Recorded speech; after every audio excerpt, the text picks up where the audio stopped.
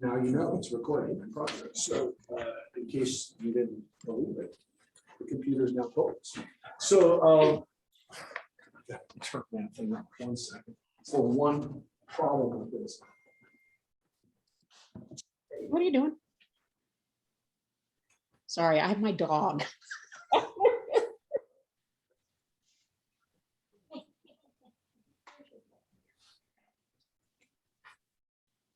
All right. So today we're going to read the story of David and Goliath. And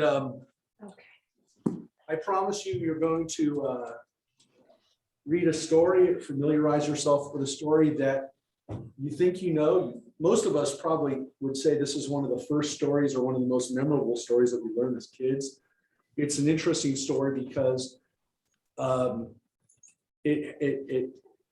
I mean, literally the words David versus Goliath have become part of the English language. And it represents so much more than just a struggle between two people. Short and tall.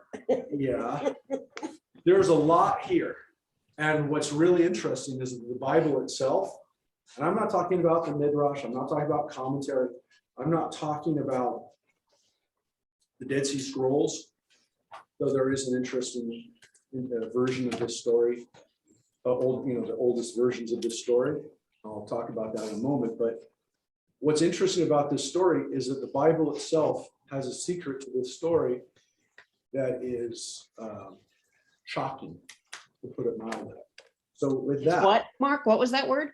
shocking, Yeah, Oh, shocking. extremely shocking. Yes. that's gonna add, it was a, what's the nation of it, Malcolm Caldwell, the well. Yeah, Malcolm Gladwell. Gladwell. Yeah, we're talking about Malcolm. Don't worry. Oh, He'll yeah. pop up. He'll Till we pop get to up that at the end. point. Yes, he wrote a book about 8 years ago Yeah, about David versus Goliath. Yeah. It's not his greatest book. He's written some really good books. There's a TED talk. If we have time, I'll show you yeah, a it was little a bit of the TED Talk version of it. Yeah, there's about a 15-minute one. It's not his greatest book, but it's an interesting because we'll talk about it. But yes, Malcolm Gladwell is famous for Outliers and for The Tipping Point and a lot of kind of social, kind of talking about things in our society, right? And so he wrote a book about the lessons from David versus Goliath. But there are some that are really shocking that are here in the text, and we'll take a look at. So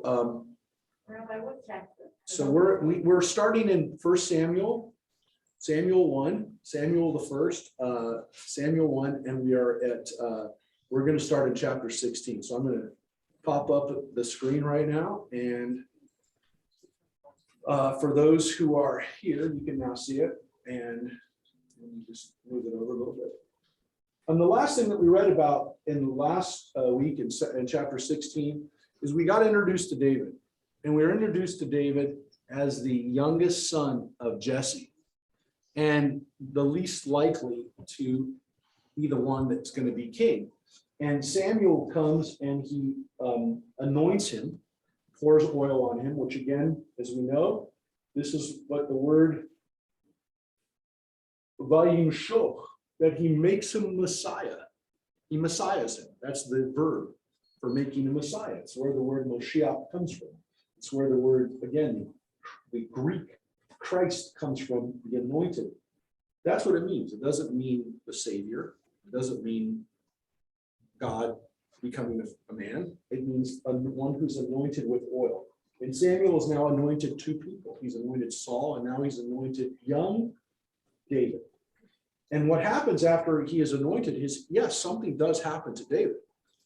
It says that in the presence of his brothers, in the presence of his family, the Spirit of the Lord, Ruach Adonai, the Spirit of Adonai, grips David from that day on, which, by the way, seems to imply that it stays with him,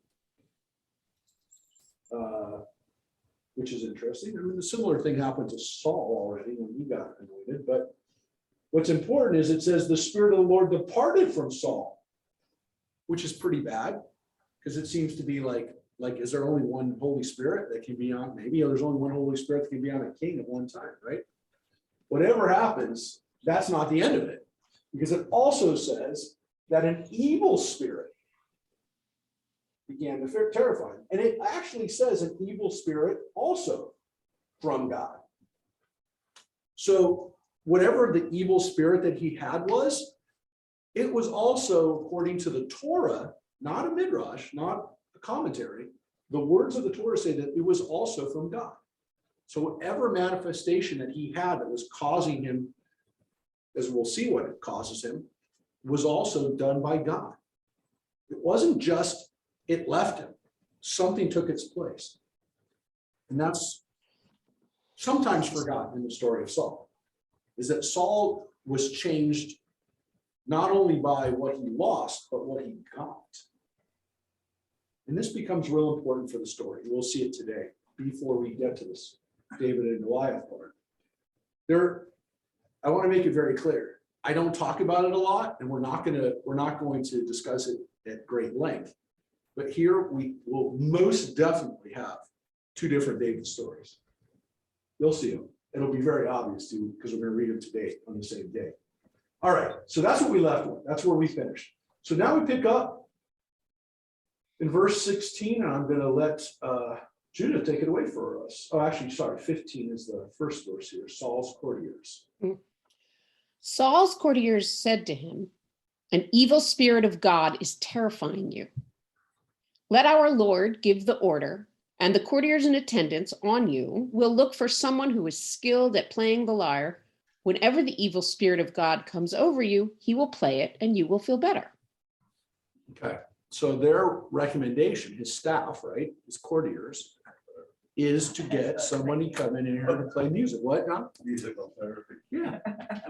And it says specifically the lyre, right, which is like, of a string instrument, right? It's a string harp, probably small harp, which again, we are using the Greek word for it, but the kinneret is what we say the Galilee, Sea of Galilee is called Yam Kinneret because it's kind of shaped like that instrument. And it is a harp, small harp. You would play like that. Is that the instrument David played? Mhm. You're getting ahead, right? So we're looking for somebody who can play the harp that will make you feel better. His staff recognizes that this also evil spirit from God is coming over him. So it's not just he feels it. It's not just he's going through something mentally. It's manifesting itself in such a way that people around him know that it's happening. So that's really important. It's not just going on in his mind and that he's able to contain it. He's not. They see it happen.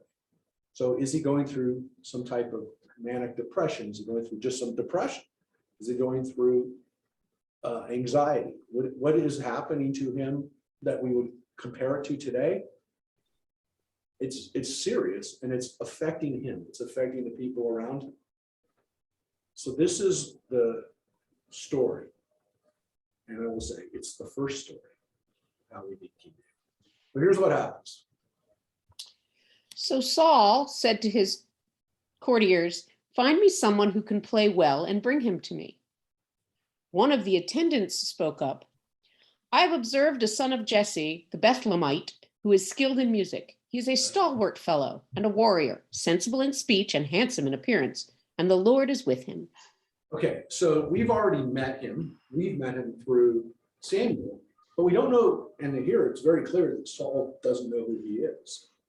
We do know that Saul is looking for these kind of guys. We heard those exact words. He's looking for, the translation is a stalwart fellow and warrior, which again is a word for a gibor, a chayil, a big guy, a strong guy. Gibor has the stalwart or strong man, strong is implied in that. Gibor is also heroic, but it also, in this case, and when it talks about chayil,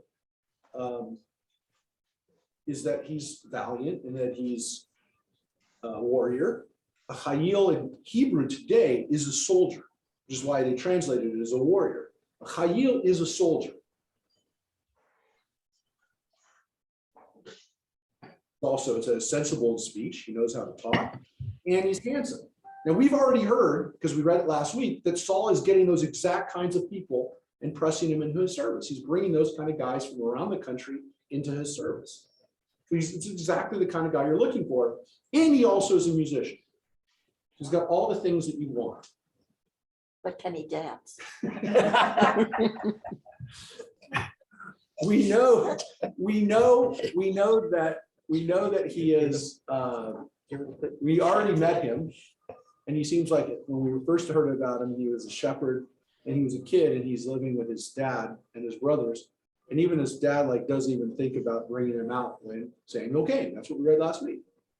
This seems to be a different David, right? This does not seem like the small shepherd boy who is too scared to come out or too, and everybody looks down on him. This looks like a guy who's capable, already strong. We would call him in Yiddish a starker, right? This is a guy who is an imposing guy already. People are already taking notice of him. This guy knows who he is. We don't even, like some random guy goes, that David guy. You need that David guy. So, and he's good to look at. As Bono, as the U2 frontman said, he's the first rock star. He's got everything, and he's a big, strong guy. So he is ready. He's the right guy. Now we already know he's also been anointed. We read that just now. He's been anointed in the same chapter, 2 verses earlier. We heard that. So here's what happens. Whereupon Saul sent messengers to Jesse to say, "Send me your son David, who is with the flock." Jesse took an ass laden with bread, a skin of wine, and a kid, and sent them to Saul by his son David. So David came to Saul and entered his service.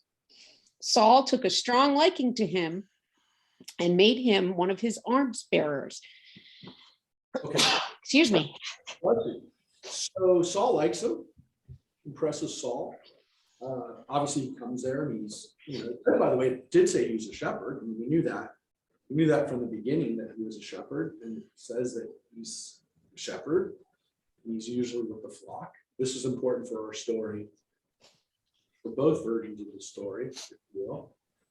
But this is a guy who, he's not a farmer. He's from an area where there's a lot of farms, for Beth, which is the house of bread, but he's not. He's a shepherd guy. That's important for the story. He's also an alms bearer, which typically is kids, adolescents. Yeah. So he may not be old, but he's also given responsibilities, like a page, right? This would be like in the Middle Ages. He's the page. Greeks, they will love us. Yes, and it's like the Greeks. This is going to be important for the story too, because the question of arms bearing is going to be very important for the story. And you already know that from a little bit from the story of David, but here it says that in this version of the story, he is indeed somewhat familiar with arms. May not be able to wear them, that's true. Maybe too small, but we don't have that yet. We don't have it that he's some small, frail little boy who can't can barely carry this stuff. It says he's a strong guy. All this is part of the text. He's strong, and he's got the ability to carry the arms. He knows what to do with them. So this is the version that we have so far. Stick with this. So what happens? Saul sent word to Jesse, "Let David remain in my service, for I am pleased with him." Whenever the evil spirit of God came upon Saul, David would take the lyre and play it.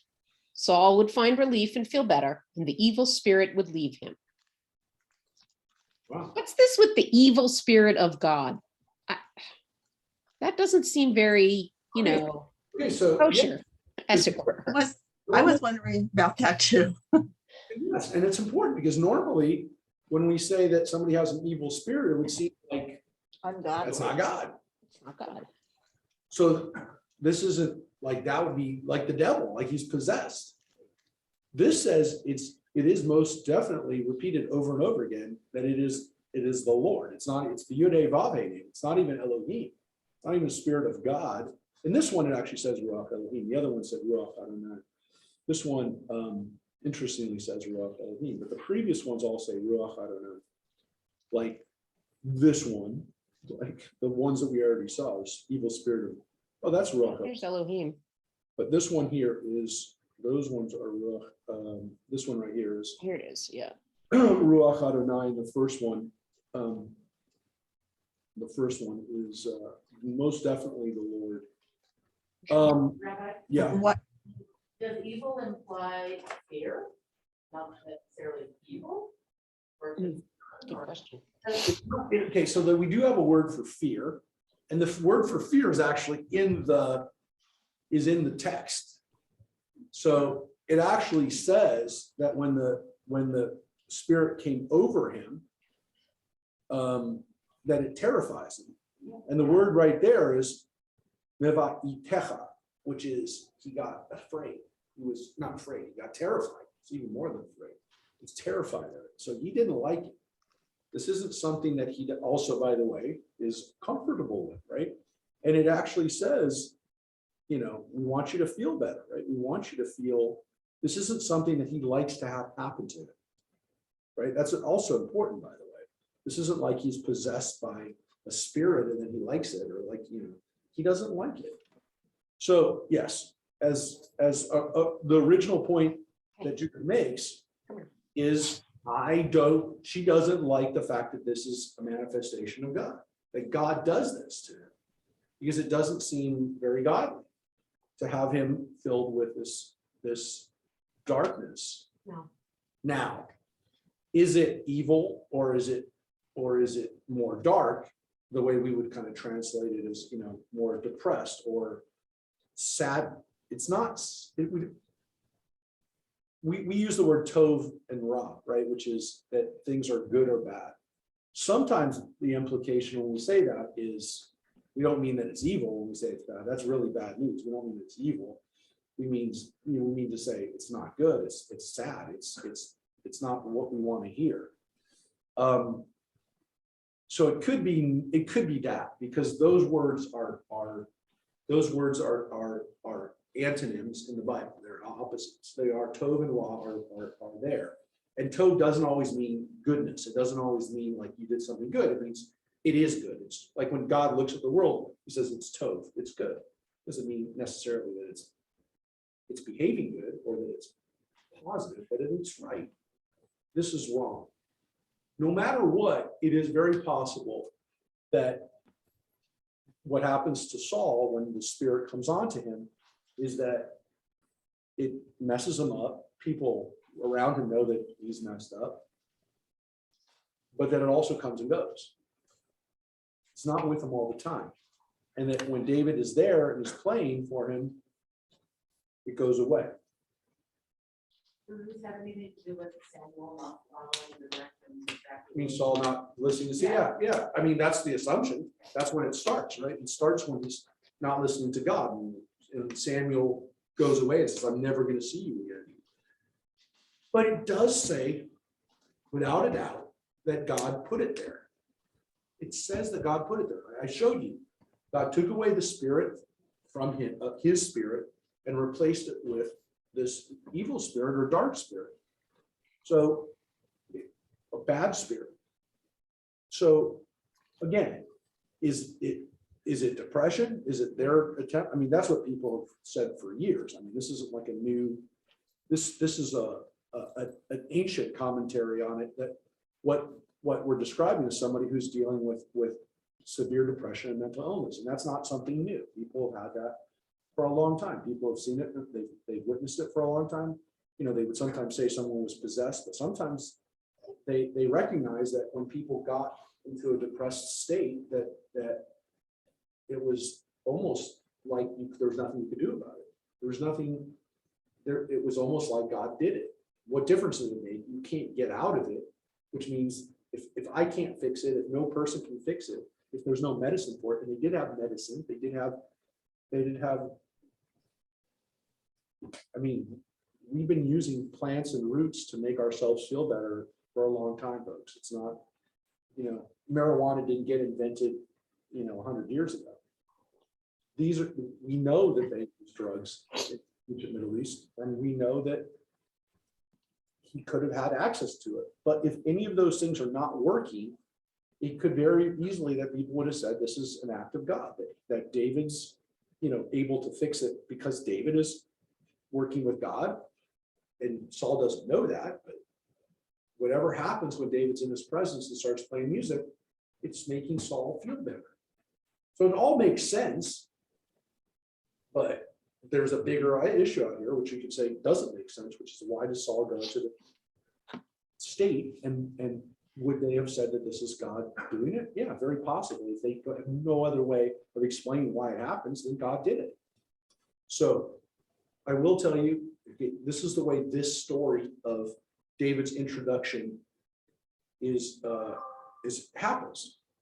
So you see it. Did we read this last part? Oh, read this last part. I don't think we read this very well. Yes. We did? I So- did. So there it actually says he felt tov, he felt good, felt better. So again, if you want to see what the note says, it basically just says that this word we use, benigen be'ado, which means he would play it. Somehow it means like, took it in his hand and started playing. I mean, we know it means he was playing the lyre, he was playing his harp. That it made Saul feel better. And that's again, he feels better, he feels tov when, which is interesting. They didn't translate it as he would feel good. They said he would feel better or he'd find relief. The word relief really there is, well, I guess they translated it as tov for relief and sarah as no, they didn't translate, no matter what, they didn't translate tov as good. So let's put it this way. He found relief when he felt better, he felt good, you could say too. The badness was relieved by David. Okay, so that's the first introduction of Saul to his assistant David. Okay, it all seems good. You maybe remember that story too. Okay, now we read chapter 17, which is the David and Goliath story. So just read chapter 16. You read 9 verses. Okay, that's all we read, 9 verses, but you read an introduction story. Now we read chapter 17. When do we read David and Goliath as a haftarah? Do we? Yeah. Nope. Nope. We don't read much from Samuel. We do read some parts of Samuel, and they're not necessarily, I would say, the most dramatic parts of Samuel. We definitely, as we know, we read the story at Rosh Hashanah about Samuel being born. We read the story of him coming to ask for a king, and we read the story of read Hannah asking for Samuel to be born, and we read a portion every so often, actually about 3 times a year. We read a portion about David and Jonathan, Mahar Chodesh, and also the Chodesh one. There's one when we read before a Rosh Chodesh. We read David and Jonathan's story. And we're going to see, we've met Jonathan already. We're going to meet him again. So this is a battle scene back to the Philistines, which we heard 2 chapters ago. The Philistines are always fighting with King Saul. Even though Saul is a great general, they don't go away, which, by the way, seems to be pretty historically accurate. From the archaeology that we have, the Philistines were not gone away at this point. And remember, the Philistines are not Canaanites. The Philistines originally came from Greece and from those islands like Cyprus and Crete. And they are 500 years before Homer, and not what Homer wrote about. Homer wrote about them. I mean, Homer wrote about Greeks at that time, the Mycenaeans, but these are not the Greeks that, Alexander the Great would lead and would have these amazing armies. The Greeks at this time were nowhere near what they would eventually be. And the Philistines were like an early version of that. They did not speak Greek. Well, they spoke Greek, but they didn't write Greek yet. Greek alphabet comes to them from Phoenicia, from the Canaanites. Actually, you want to know the truth. The Greek writing that they had at this time was not the Greek letters that you know, like the alpha, I beta. thought, I thought Philistines were like people from Carthage. No, those are Phoenicians. Those are Phoenicians. So interestingly, you have people crossing the Mediterranean both directions. You have people from Greece coming to the Middle East, which you know, the Eastern Mediterranean, which are people like the Philistines, and then you have Phoenicians and Middle Eastern people, Canaanite, like speaking Hebrew, folks. I mean, Canaanites and Israelites basically spoke the same language. They were going the other direction. They were going from east to west. And so they would go to all the way out to Spain, but they went to North Africa, established Carthage as a colony. Those people, the Carthaginians that fought the Romans many years later, those were Semitic people, folks. Those were Canaanites. Hannibal, that famous general, Hannibal, that's a Semitic name. Hannibal. Faith of Baal. Those were more like us than they were like the Greek. So that was a confrontation of Semites versus the Greeks or Greek Romans. Our version is Greeks coming to us, and for the most part, they're just Philistines. They're not anywhere near like the Greeks were later on. So that's important to remember, because the story does have some really Greek elements to it, the David and Goliath story, but they're not here yet. I mean, these are Philistines. All right, so let's read what these Philistines do. The Philistines assembled their forces for battle.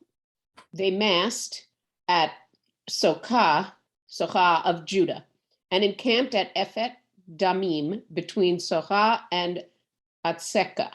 Yeah. Atzekah. Really like Soho. It's this is an area. Soho, yeah.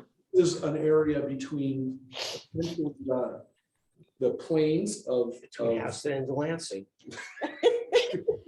between, yes, it's not the Lower East Side. It's between the sea area, the coastal area, and the hills of Judea, where Jerusalem and those cities are, where our people live up in the mountains. The Philistines are on the coast, and this area is the in-between area. What's important about this is that it's a series of valleys that go east to west that run between, and they're beautiful. We drive through them. That's that road between Tel Aviv and Jerusalem. But the problem is, if you're on one hill and your enemies are on the other hill, whoever comes into the valley and then goes up the other hill is at a severe disadvantage. And that's important, because this is what's happening. These guys are they're massed against each other on opposite sides of the hill with a valley in between. So here we go. Saul and the men of Israel massed and encamped in the valley of Elah. They drew up their line of battle against the Philistines. With the Philistines stationed on one hill and Israel stationed on the opposite hill, the ravine was between them. Everybody sees that. I mean, the story is pretty vivid. It's pretty easy to see. If you see that one army is on one hill, there's another army on the other hill, and in the valley in between, anybody who goes into that valley is at a severe disadvantage from the moment that the other army starts rushing down. That other army can't come back up. So it's kind of like, who's going to make the first move? Who's going to step into the valley to fight? That is what we're looking at. Who's going to budge? Who's going to make that first move? So, A champion of the Philistine forces stepped forward. His name was Goliath of Gath, and he was 6 cubits and a span tall. That's big. He had a bronze helmet on his head and wore a breastplate of scale armor, a bronze breastplate weighing 5,000 shekels. okay, so let's talk about a little bit those dimensions, so that you're not like going, what's going on here? Because we don't use, most of these measurements don't mean a lot to us right now, especially since a shekel is the currency of Israel. I mean, what is that? How does well, the shekel was originally weight, just like pounds were originally a pound sterling was what a British pound was worth, right? Those were weights. So a shekel was like that. It was originally a weight. The question of 5,000 shekels. Now that seems enormous, right? That seems ridiculous. It's very heavy, but it's about 125 pounds. So the armor, the breastplate that he's wearing is 125 pounds. Is that possible? It is possible. Scale armor for somebody that's that big could essentially be 125 pounds. What's a cubit again? Let's talk about that. That's the more important question, right? The fact that it says that he's 6 cubits and a span tall, which means he's more than 6 cubits. So 6 cubits is 1.5 feet, which would put him, I yeah. looked it up. It says it's about 11.3 feet. No, that's too much. Where does it say that? I'm looking at it right now, and it says, some ancient texts say that Goliath stood at 4 cubits, so this is saying 4. Well, you're jumping the gun. Oh, okay. So you're jumping the gun. So it's Sorry. 6. So he's the Bible here says he's 6 cubits And a span. and a span, which would put him at about 9'9". Because 6 times a 1.5 would be 9 feet. Now, no human being's ever been 9 foot. Now, if he was a giant and from a race of giants, which is what the Midrash says, and he could have been, and he could have been even bigger. And the Midrash goes even bigger. He's even bigger than that. The problem is that again, then we're starting to get into supernatural stuff that again is possible, but it's not necessary. It's not necessary because as Marcia just shared, there are versions of this text that are old that say that he's 4 cubits high, which would put him at 6'9", which is very big, especially in those days, but it's very doable. If Saul is taller than everybody else, which it says it is, and we roughly would put him based on his measurements, doesn't say exactly, but roughly we put him at about 6 feet. He's a giant in those days, not a ridiculous giant like this, but a giant. If someone was 6'9" and had a pituitary gland issue or something that caused him to be 6'9", that would be like 7 something today. It's very possible that he was 6'9". The texts that say he's 4 cubits are older than the Masoretic text that we have in front of us. So we found in the Dead Sea Scrolls that he's listed as 4 cubits and a span. We also have versions in the Septuagint. Not all versions in the Septuagint, some put him at 6, but some versions of the Septuagint put him at 4 cubits. And importantly, another one of the texts that refers to him in the ancient world, and he didn't refer to every story in the Bible, but one like this that everybody talked about even 1,000 years later. And I would tell you that this story for 1,000 years, the first 1,000 years of Jewish history was a story that captivated people, was Josephus. Josephus talked about it too. And he said he was 4 cubits. Josephus wrote his history, and he wrote the history 2,000 years ago. The earliest version of this text we have is only about 1,200 years ago. So the Masoretic text. So it's very possible that the original story, the original version, had him at 4 cubits. Did a scribe later on do it? Did a scribe see the number 6 coming up and say, oh, maybe, he just made a mistake? Now, is anybody going to go back and correct it? No, but there are notes and there are people who say, well, we have versions of this now. And the fact that the Dead Sea Scrolls we know that I've said this to you many times, the version of the Dead Sea Scrolls, Samuel, is better than this one. We have some huge scribal errors in the book of Samuel. So this one, which people get hung up on, because they go, oh, this guy could be 9 feet tall. That's stupid. No, it's very possible to be a 6 foot giant for his day. Rabbi, though, isn't a cubit really from your fingertips to your elbow? That's really what it is. So it could be 1.5 feet or 1 feet. Yeah, but the dimensions do seem a little bit closer to 1.5 feet. So it does seem longer than a cubit. So we have other measurements of cubits that we've got to kind of stay with, right? Because especially when we get to the ark and the measurements of the tabernacle, those are all based on cubits as well. So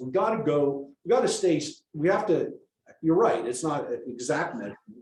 But I guess what my point is, it could be for one person, it could be 6 cubits. Another person could be 4. He could be 4 cubits. Correct, but there probably were actual, which again in Hebrew is an amah and plural amot.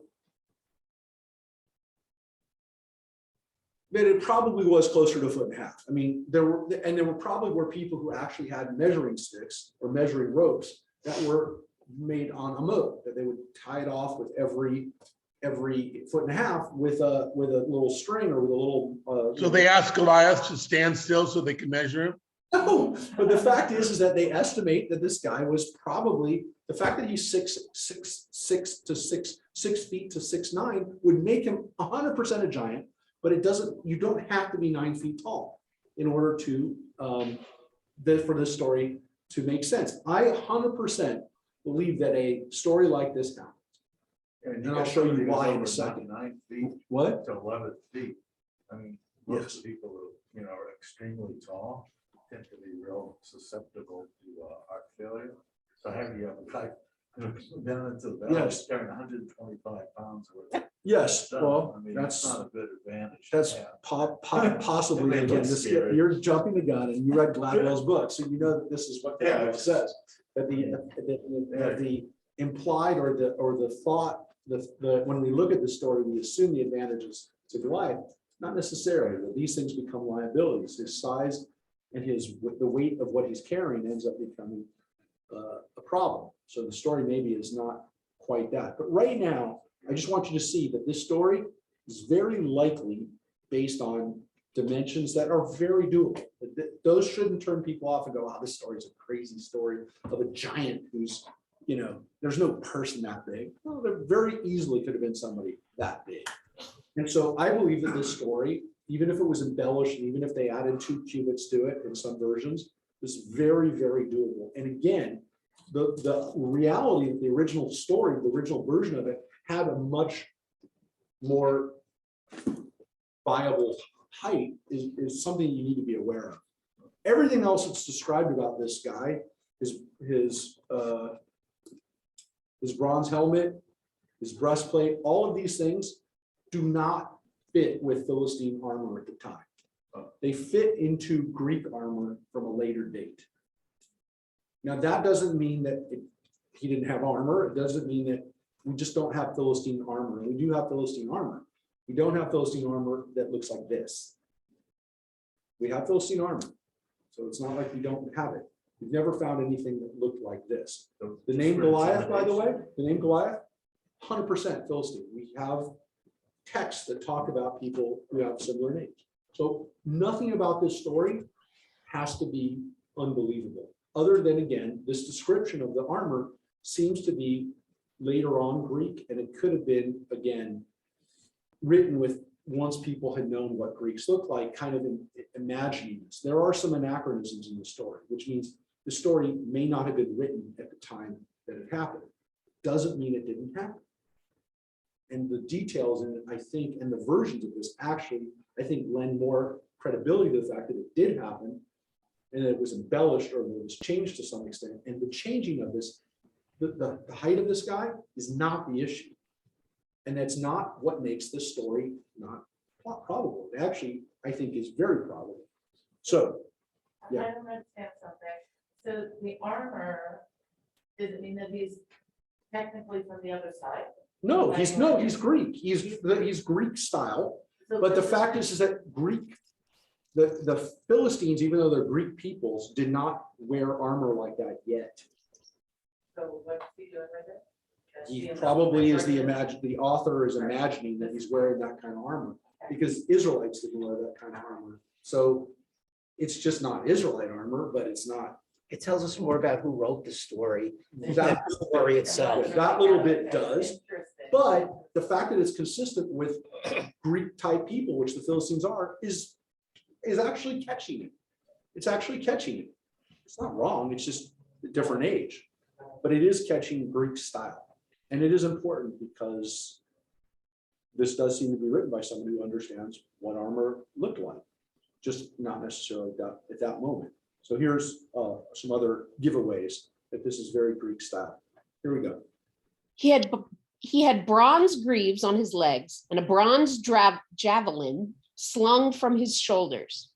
The shaft of his spear was like a weaver's bar, and the iron head of his spear weighed 600 shekels. And the shield bearer marched in front of him. Yeah, and so there we have 600 shekels.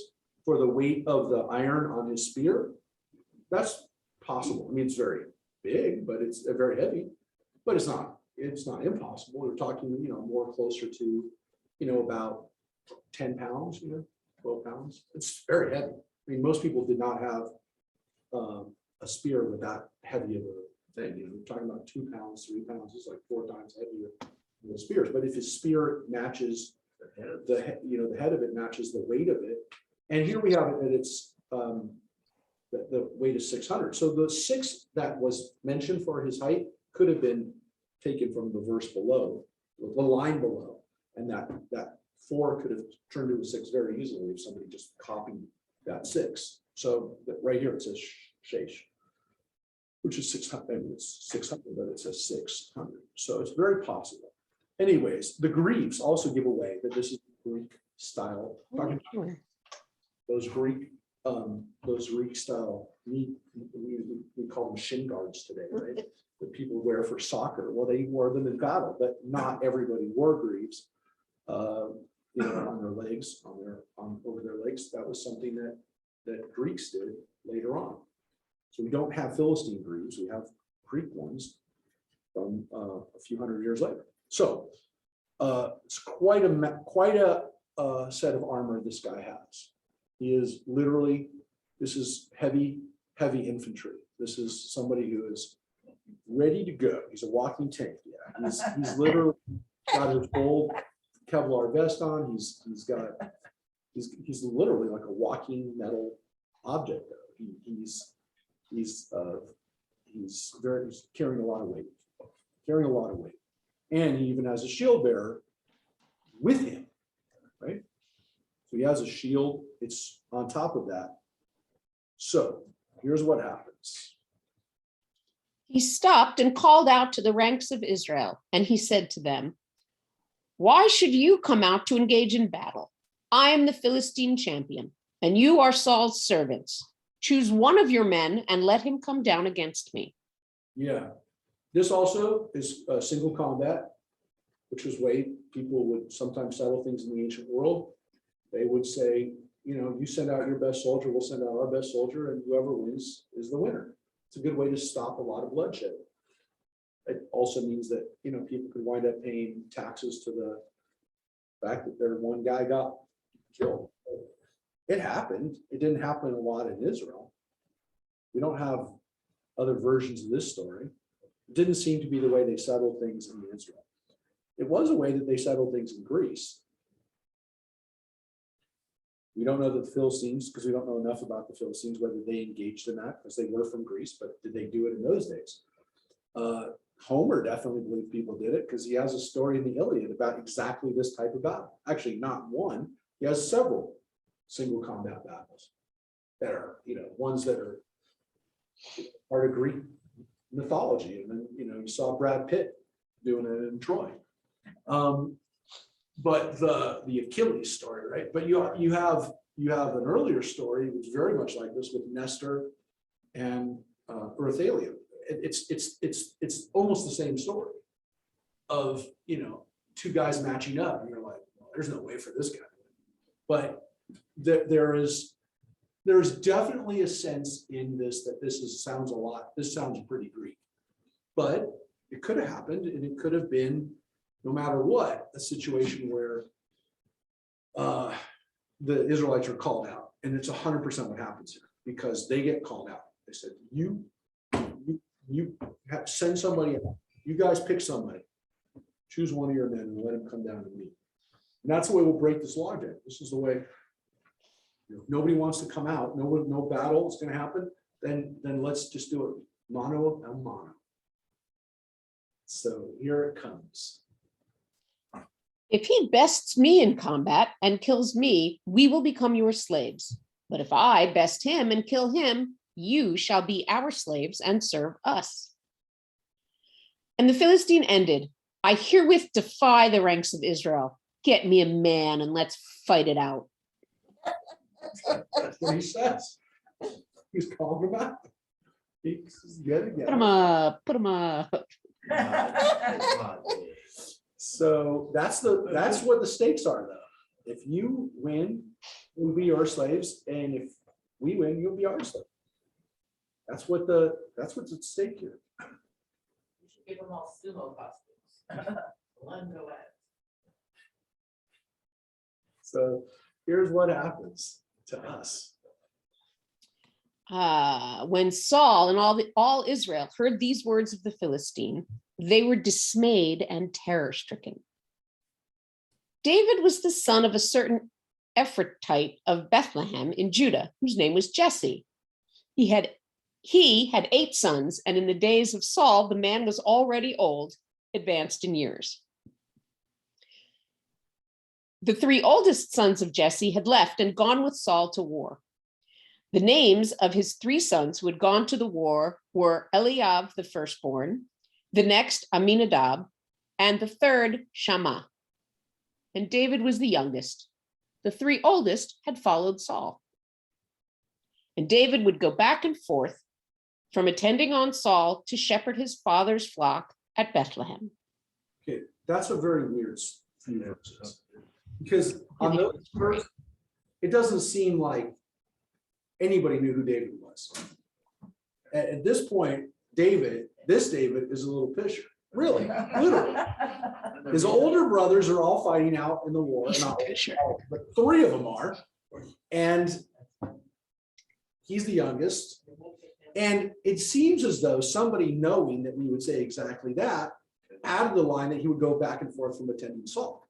Because other than that, there's no sense here that Saul even knows who he is. Because they just He's the liar. he's not even that. He's a kid. He was a kid Taking care of kids. for the flocks. He's not, they just reintroduced him to us. It sounds like a segue. It sounds like 2 stories. It's 2 stories. 2 And stories. somebody is writing a segue to join them. But what's an Ephrathite? So this is a part of Bethlehem. This is like a city within Bethlehem, right? Or a community within Bethlehem, right? It's a territory. Subdivision. Yes. Now, what's interesting about this is when they talk about someone who's an Ephrathite, was it somebody who literally was, and again, you almost think like this is a guy who's not from Bethlehem. Is it like saying a hillbilly? Is that Yeah. the kind of thing? It seems like that's what exactly it was. These were not even Bethlehemites that were like the city guys. These were farmers, or in this case, Shepherders. shepherds who don't even like come into town all the time. So they live out in the sticks. And so if we understand Bethlehem as kind of being a regional capital, then they're like out in the country. So it's just, this is a totally different David.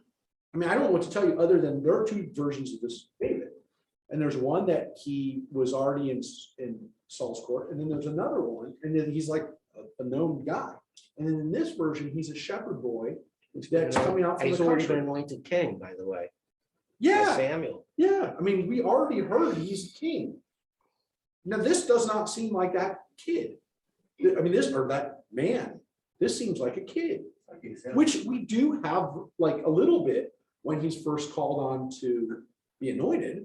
He seems to be like the kid that nobody pays attention to. So there really seems to be 2 versions of David. One that he seems like he's competent from the beginning. And then there's another one that seems to be a strain with the story of this is a kid who everybody kind of is surprised at. It's the spin doctors. It's his PR saying this story will be much more powerful if he's a little kid. Okay, so That's all. it's interesting you said that because most people would say, don't you start off with the fact that this guy's always strong and always heroic? You know, that is probably not really what David wanted. David actually wanted the story that he was a kid who came from nowhere. An underdog. And He's an underdog, right? it's got to. And this is the story we have here, because in the other story, he's like an heir apparent who everybody knew from the beginning was a star. In this version, he actually is the one that bets on, and he wants to, and that's his story. That's his story. That's the story he actually wants out there. It's also, by the way, a story that puts a lot more of the, well, It puts a lot more of his success on him. If you think about it. And it's probably, again, the version or the strain of the stories of King David that we're the most captivated by. But if that's the case, I want you to know this. If that is the case, and the people I trust on Bible and Bible scholarship will tell you this, David was not afraid to have himself look foolish, to have himself look very fallible, and much more human than the other version of the story. So if the other story was written by one of his descendants who doesn't want David to look like, he's a self-made man, because essentially you could look at it this way. And again, I don't know that you don't have to, and I'm not saying this is the way you should look at it. But if you look at it as if David is always strong and he always is capable and he has, God-given potential from the very beginning, it also implies to some extent that everyone who comes from David has those gifts. If David is self-made and the rest of his family are whatever else, then he is the guy, and it's not necessarily going to be genetic. Just remember that. And that is important because we know that David in his own lifetime dealt with his own kids, not only not living up to potential, but trying to kill him. So if the genetic argument is not the one that David wants to make, then you can make the argument that he's going to want that story to be that he did it. And it was not the genes. It was its inner character that does it, which is why everyone else around him can be very fallible. He can be fallible, but he can also be the one who gets it right by the way he lives. And that's a pretty dramatic way of looking at it, because it also seems to imply that David was okay with that, which I think is interesting. I think that actually makes David even more complex and more,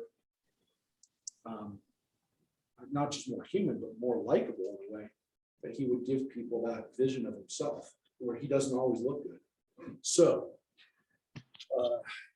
and in this version, you'll see his brothers don't seem to think very much of him. So nobody seems to think very much of him. So here we go.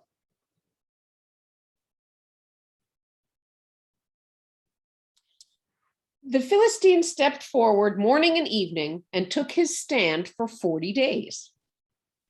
Jesse said to his son David, "Take an ephah of this parched corn and these 10 loaves of bread for your brothers and carry them quickly to your brothers in camp.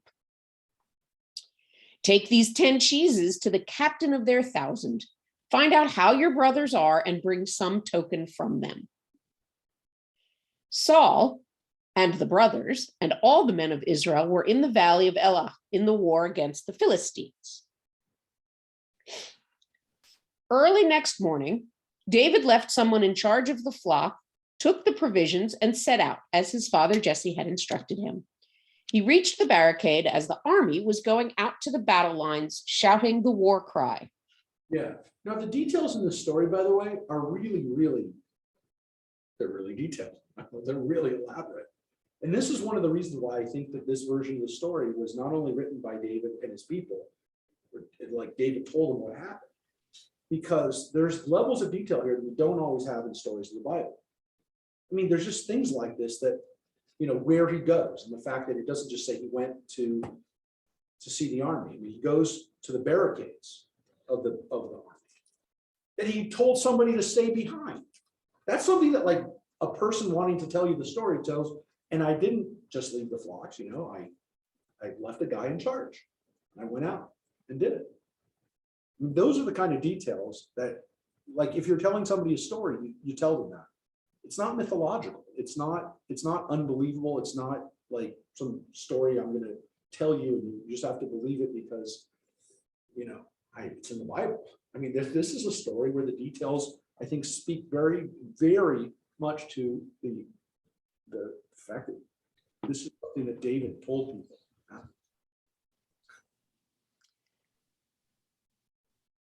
Israel and the Philistines drew up their battle lines opposite each other. David left his baggage with the man in charge of the baggage and ran toward the battle line and went to greet his brothers.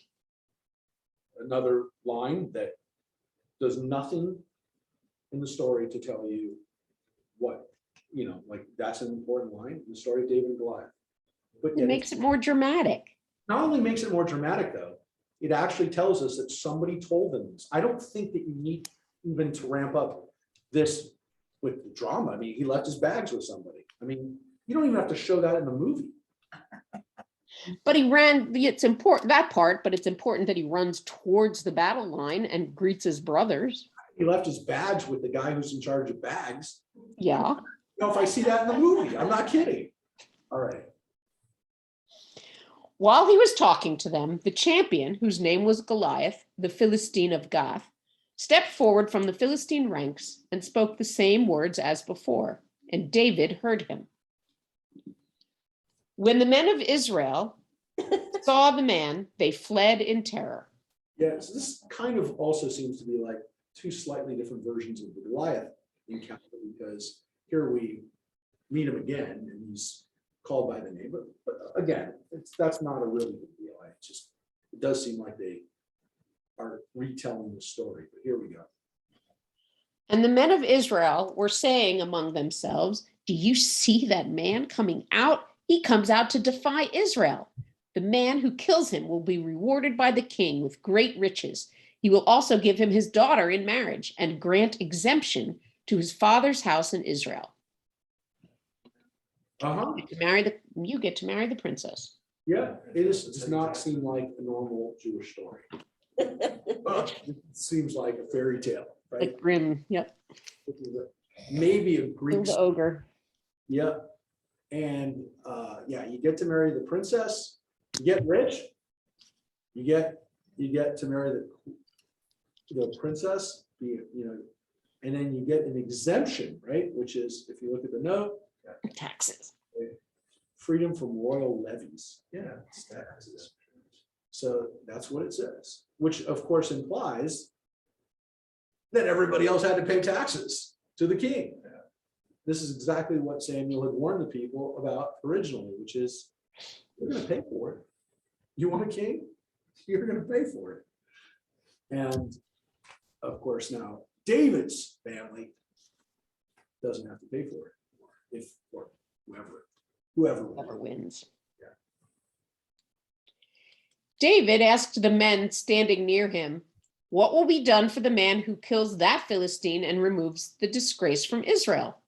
Who is that uncircumcised Philistine that he dares defy the ranks of the living God?" Oh, did they check him out? Well, he's a Philistine. He's a Philistine. Philistine. He's a Philistine, right? So you didn't have to check him out. You knew that's what they do. We heard that already. We read about the Philistines and Samson just a couple of weeks ago. We were reading a couple of months ago. We were reading in Judges the story of Samson and the Philistines. Their uncircumcisions, their foreskins become part of the story, right? This is something we knew about the Philistines. And again, it's not just the Philistines, other peoples that the Israelites came in contact with that were not circumcised. It was a big cultural difference. And this was really, really demeaning way to speak about them, especially a guy who looks like he can kill them all. David doesn't seem to care. David doesn't seem to be afraid of him at all. It almost seems like, he's got this like swagger. I can take care of this guy. Yeah. Hey. Yeah. It doesn't seem like. What are at you first gonna I do kinda for got me this when I picture that he's sort Kill this of, big guy, a modest. big galoot. Yep. And now he's like, eh. Well, what's interesting about these two versions of the story that kind of get put together here too, is that we just heard what is going to happen. Yeah. Yeah. And so there seems to be this emphasis again on the David and Goliath matchup, which, there's a lot at stake here. Again, you know that. I mean, you may not have remembered this part, that all the things that David gets, or the winner gets if he beats the Goliath, but you do know there's a lot at stake here. Still not gotten to the weird part. The troops told him in the same words what would be done for the man who killed him. Okay, so he hears now. When Eliav, his oldest brother, heard him speaking to the men, Eliav became angry with David and said, "Why did you come down here? And with whom did you leave those few sheep in the wilderness? I know your impudence and your impertinence. You came down to watch the fighting." Oh. I had tickets. Keep going. But David replied, "What have I done now? I was only asking." So That's this funny. does not, I mean, I told you, the story is, it's almost humorous because he is a little pisher. His brother says to him, "You only came down because you want to see what's going on here. Get the hell out of here. This is where the men are. Get out of here." He says to him, his brother actually says to him, "Get out of here." You know, it's unbelievable. And he's calling him out. He's like, "You left the sheep alone." Now we know he found someone to watch the sheep. But the whole scene is hysterical. And you should, it's hysterical because he literally says, "You just came down to watch a show." And that's his brother. That's his brother. It's not some random guy. It's not Saul. It's not another soldier. It's his own brother. Of course, it's his own brother. It's his brother's job. Okay, but the point is if this is David's version of the story, which is what you suggested, which I agree with, then David just trashed his brother. I hate to say it. I mean, he made his brother look like, Am I the only one who, What did I for who- am do? I the only one for whom this evokes the story of Joseph and his brothers? there definitely are parallels between Joseph. Because again, this is a brother who is the youngest.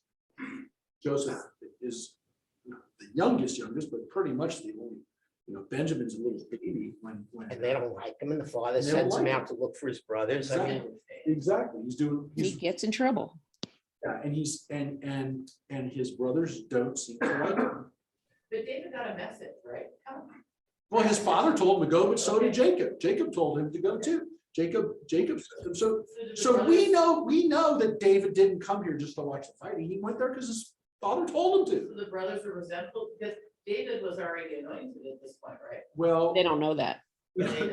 we don't know that's that. yet a third story. We don't know that. We don't know that. We don't know that that's what's going on here.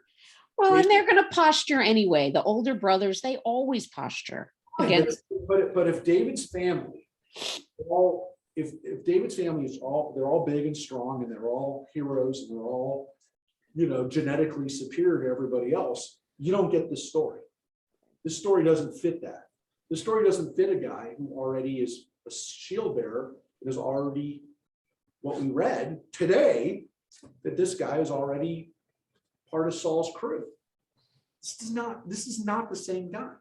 Is it flashbacks? How could it be? He didn't like at this point, if you're saying if this part happened before the other part, Right. where he meets him later, you could say it's out of order. I mean, you could say Right. that the story is out of order, though there doesn't seem to be any recognition in that part that we read that would have essentially come after that they'd ever met before. Because you'd think if that is the case, if this is a flashback, which could, look, there are parts of the Bible that our sages have argued are slightly out of order. Then why didn't they say, "Oh, you remember that guy that killed Goliath? He can play harp for you." Because if that did happen after, then you'd think that would have come up in the discussion. Because if that did happen out of order, then this story happened.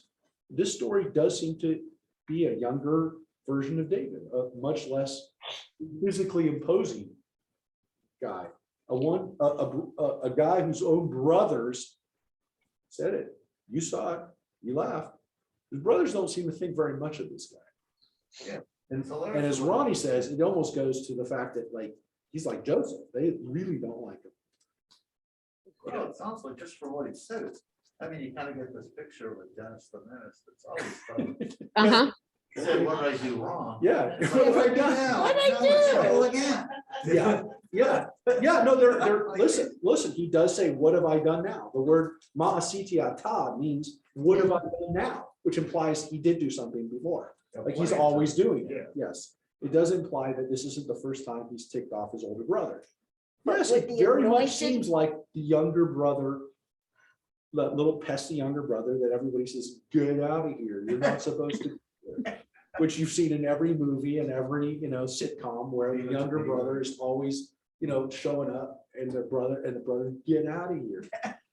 So, Would the anointed one though say, what did I do? that too. What did I do? Makes the story, that makes his story even more amazing in a way, because that's where he came from. And if this is the version that David wanted to tell, this is a kid who literally says, what did I do now?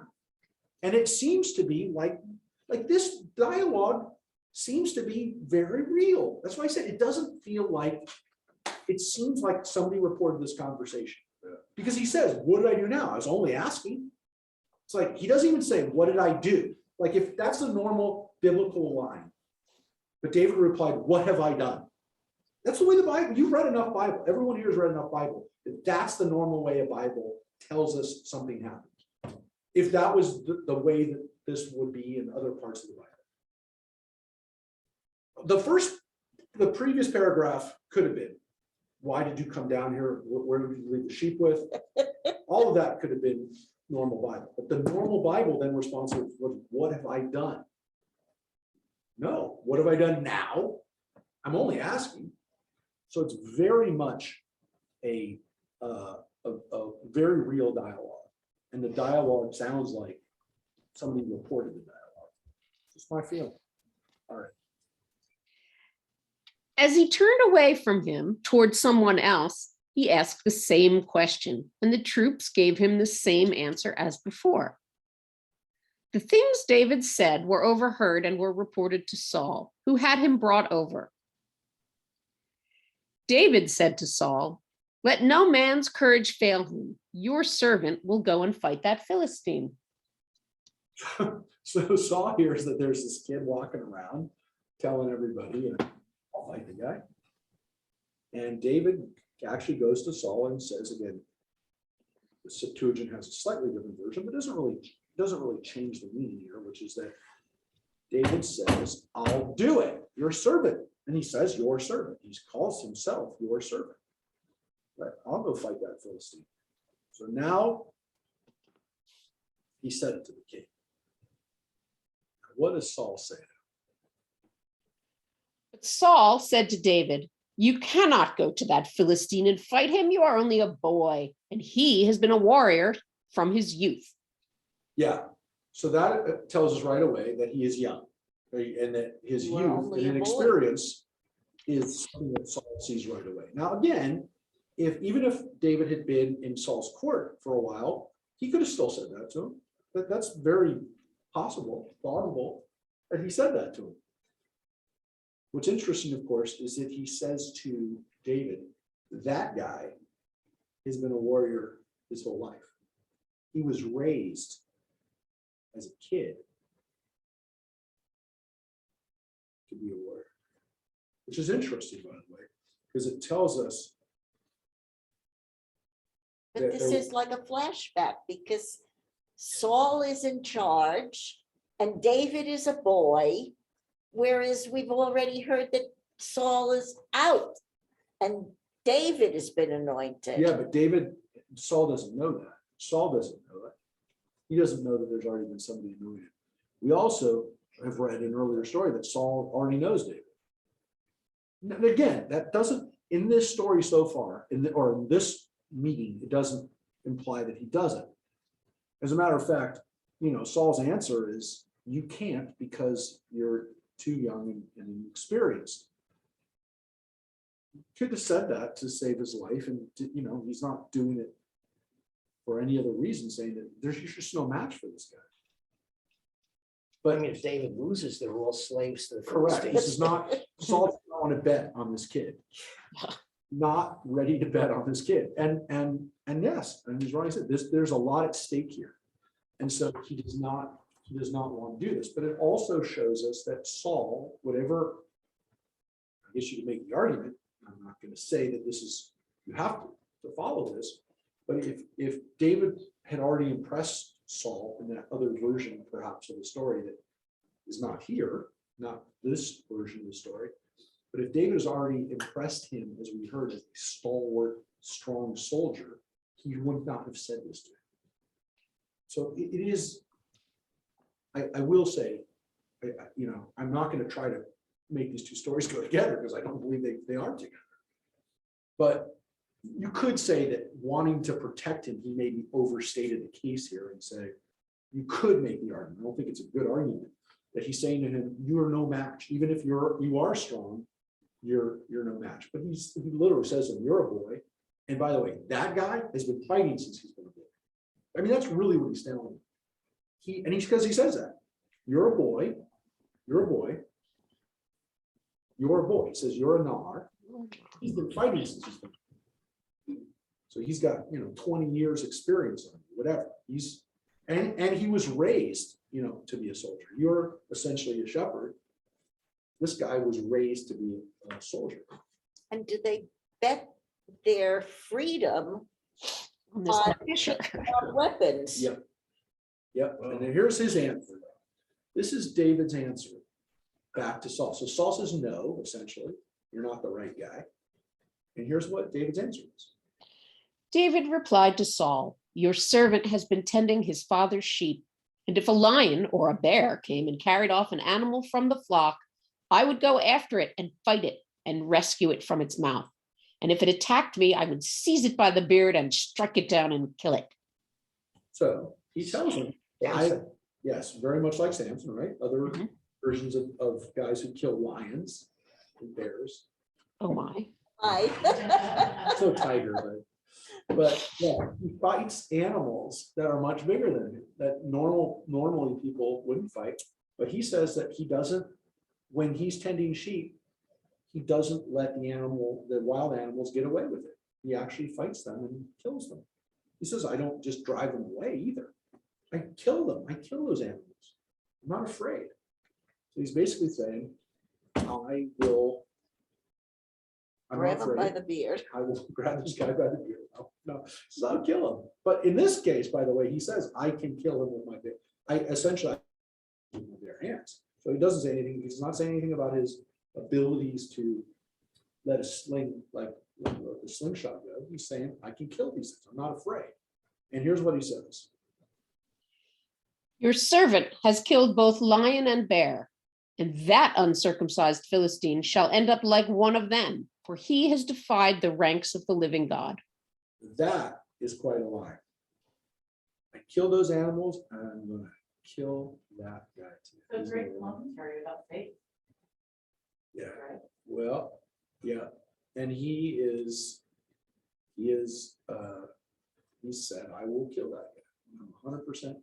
I will kill that guy. This really does sound like something a guy with loads of confidence would say. I mean, it kind of reminds me of that Moses knowing he was going to part the Red Sea and they were going to walk, right? So this guy just knows he's going to do this. This is just who he is. Well, He's yeah, chosen by God. except that in that case, yes, he's doing what God told him to do. We don't know that God has told him at this point that he could do this, but he does essentially feel like he's anointed. So he knows something again that Saul doesn't know, which is that he did that God has chosen him. Now, it is interesting, and I think Marcia pointing out that this is a testament of faith, is because he doesn't just say, I can kill this guy who is not a nice guy. He's we got to kill him. We got to do it. He says he's defied the ranks of the living God, Elohim Chaim. He calls into this the fact that this is a theological battle. He says that this guy has blasphemed essentially God. And so this becomes a battle of faith. It is one of, I'm bringing God into this. I'm not just defending my people, I'm defending God. So here we are today. Oh, there are a lot of things here that remind us of today. Here he goes. The Lord, David went on, who saved me from lion and bear, will also save me from the Philistine. Then go, Saul said to David, and may the Lord be with you. Force be with you. Saul clothed David in his own garment. He placed a bronze helmet on his head and fastened a breastplate on him. Now you're ready. Yeah, No, so but this also, You got I it. have this image of I'm trying to think of the actor, but some little bitty kid, like Daniel Radcliffe in the first Harry Potter movie, with the helmet down over his eyes and the breastplate dragging on the ground. Luke Skywalker. no, but it implies that David is physically big. That's what it implies. Is big, well, Saul is big and he's putting clothes on. David, correct. So it does imply that David is young, but isn't. But he's physically large. Yes. Now, what he's gonna, you'll see what he says to his response. But yes, it seems as though Saul at least thinks that this is physically possible for him to pull off. There's also a sense that I don't necessarily agree with it, which is that he does this to humiliate David. Now, that is a possibility, that putting this stuff on David is literally going to say to Make him David, look like a go. schlemiel. you're an idiot. Get out of here. Now, it does, I'm not saying that that's what happens, because look at David's response to him. David girded his sword over his garment. Then he tried to walk, but he was not used to it. And David said to Saul, I cannot walk in these, for I am not used to them. So David took them off. Yeah, and what's your translation, Mary, for that line for verse 39? And David girded his sword upon his armor, and he asked him to go, for he has not proved it. And David said unto Saul, I cannot go with thee, for I have not proved them. Hmm. Put them on him. Yeah, and so that's the King James translation. They have not proved, which, again, I'm not saying that this translation isn't as good or doesn't convey the meaning of it. Let's see. Oh, actually, by the way, they do have a note here. Mary, what does that mean, not prove them? He blooded them. He's not used to using them. Correct. So there's a sense in this that they just. Symbolic to. But here's the point. So Ronnie just said it doesn't seem like he's physically unable to put them on. It's just that they don't match his body necessarily, or he's feel comfortable in them. Because it's not exactly, he's never walked with them. He's not used them in a fight, right? He's never fought in it. So he doesn't feel comfortable in it. But there's another issue here. He has no intention of wearing those. Oh, yeah, I got that. He has no intention of putting them on. So he's going to say, you can't say no, you can't turn down the king, but so he lets him put it on. He goes, you know what, this isn't me. And but Ronnie's point was, it's not that it wasn't that he couldn't fit him. So sometimes we have this idea that he was just too small for it. It's not necessarily the case. But he says, I can't walk in these, not because I can't, they're too big for me. He doesn't say that. He could have said that. He says, I'm not used to them. Or again, they haven't proved them. The word nisiti, which means to prove, is the same word that we use when we have that God tested Abraham. He said that's a test with Isaac, right? When God tested Abraham, he uses the word test. Nisi means to prove, to test. I haven't tested these out. There's nothing wrong with necessarily, again, the fact that he's just given them the best armaments in the country. We know that Saul, at one point, is the only guy who actually has armaments. Right. So he's getting the best, but he's like, I'm not using it. So I mean, like literally somebody going, hey, you can use Lindsey Vaughn's skis, and you go, I don't know how to ski, so they're not going to help me. So he literally doesn't say, and he's like, I'm getting down the hill another way. I'm using a snowboard, and essentially that's what he does. I just use that. My ass. He just literally said, that's not the way, this is not the way I'm going to do it. And so this is the moment, and this is what Malcolm Gladwell's point is. This isn't a matchup between two equally strong people. It never was supposed to be. This is a matchup of two different approaches to battle. But this is strength, this is humble, this is what he knows he's been delivered. Yeah, and so I'm gonna go in and do this. we always read this as a story of faith, which is important. It's an important story of faith. It's a great story of faith. But there's also another lesson here, which is you can win, you can be successful, everyone can be successful if they know what they're actually doing and when they come into a situation, not being afraid and not coming in with the wrong gear. You can't come into, and we do it all the time. I got the newest computer, I got the best technology. I can come in here and it still happens today. It happens right now. You get a little pisher who comes in and says, I know how to run a company because I got an MBA at Wharton and you're like, that's not what you need to do here. You need to get in there and sell. You need to get in there and, do the company the way this company needs to be run. It doesn't help you that you learned it there. Or, a young teacher who comes in and says, I know how to use all this technology. I got PowerPoint. You get somebody who goes, well, that's not the way we do things, because a kid needs to have a teacher, not to have a computer. So, we do things all the time when we just are not matched up right. It's not that we're not, it's not like we don't have something good or there's not, but it's not the right equipment. There may be something else going on here. That's Gladwell's point, by the way. And I think it's an important point, but it's not the only one. Yes, Ron. There may be something else going on here. Well, one of the issues that I would imagine faces David later on when these stories are being written for David is the legitimacy of his kingship, and that he's the one who should found a dynasty. And it shouldn't only be based on the fact that he's the toughest guy or the smartest guy. He has to have the stamp of legitimacy from God. And if he uses Saul's armor, that's kind of saying, well, I needed a piece of Saul to do this job. Yep. Yeah, that's also true. So if you don't break away from the past, then you're carrying that on and you're only an extension of that guy. And maybe Saul's armor is what protected him. And again, he's going to show he's going to do it his way. He's doing it his way.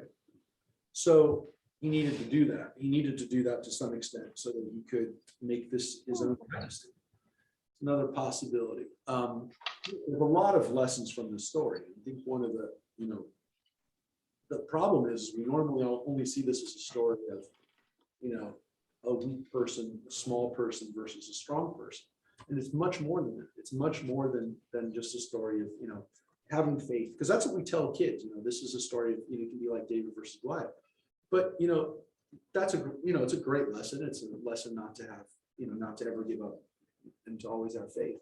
But there's also these lessons that you can take away from it, which are practical lessons for every day that don't necessarily just speak about faith. And so there seems to be this very real element to the story, which really happened. I think it really happened. And it really happened because this was a perfect example of what made David great, what made David essentially, what made him revolutionary, what made him the guy who starts up anew. The way he communicated all this, and the way he elevated that conversation, he didn't turn around and cower and go back to his sheep, and follow his brothers. Or the asking him to wear the armor. I mean, he just said, But you also said that he was humble and that he was in play, and those are very important. That he doesn't disrespect Saul. He never disrespects Saul, and to some extent, not putting on his armor would have been disrespectful to Saul. So he actually has to go through the motion and to go through that little performance, if you will. So otherwise, he's completely disrespecting Saul by saying, I don't need you. So he does what he needs to do. And that's another lesson too, about showing your humility and not going into, if you will, I know I can do this, but going into the interview with the boss and saying, I really want to have this job and I'm humble about it too. I know I can do it, but I will go through the motions and I will go, like people who go into it. I know this with people who say, I don't need to interview for the job. I've had this, I'm due this job. I've been anointed, and people don't have that. Some people don't wind up getting that job because people, I don't want somebody who has that kind of attitude. And I don't want someone, I can't trust someone like that.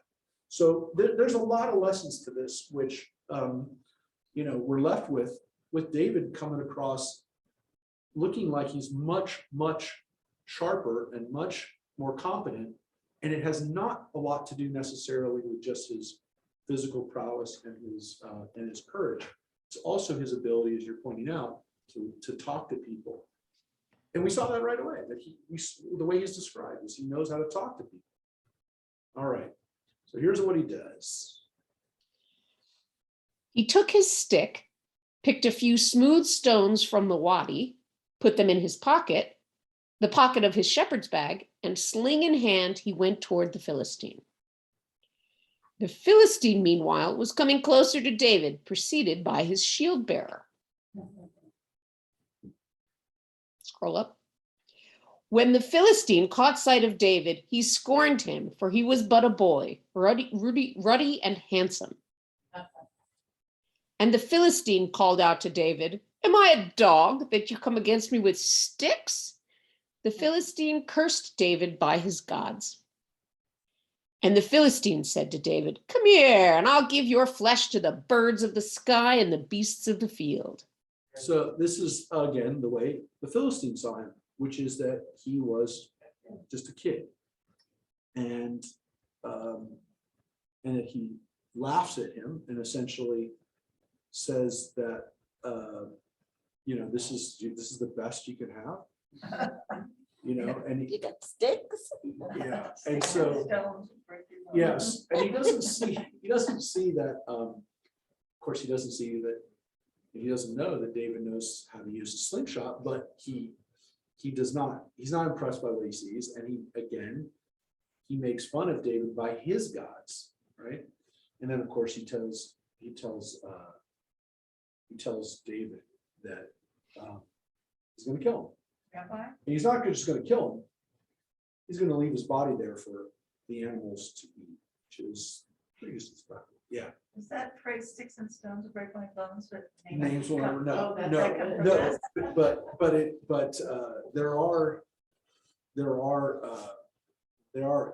they are in here. No, it's not. That's not where we get this from.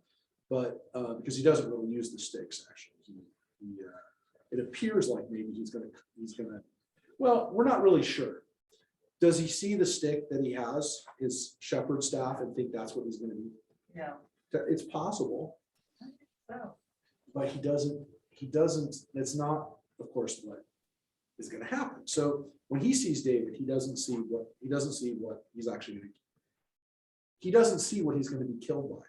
That's also one of the points that Gladwell makes, that Goliath is completely oblivious to what's actually going to happen to him. Does not see it. Completely doesn't see what's happening. Because if he sees anything, it says that he has a stick. So that's what he sees. David replied to the Philistine, "You come against me with sword and spear and javelin, but I come against you in the name of the Lord of hosts, the God of the ranks of Israel, whom you have defied. This very day, the Lord will deliver you into my hands. I will kill you, cut off your head, and I will give the carcasses of the Philistine camp to the birds of the sky and the beasts of the earth. All the earth shall know that there is a God in Israel. And this whole assembly shall know that the Lord can give victory without sword or spear. For the battle is the Lord's, and he will deliver you into our hands." Yep.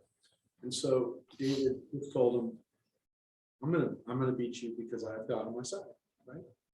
And he tells him exactly what he's going to do to him. Cut off his He head. says, yeah, and just like he told him, if I beat you, your body's going to be eaten by animals.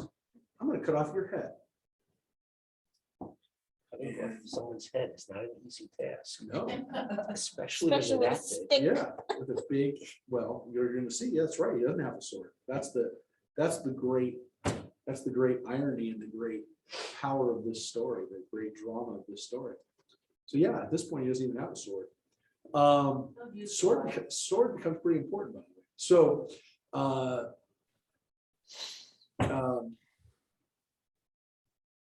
yeah, and he basically tells him the same thing. Your body will then go to the animals.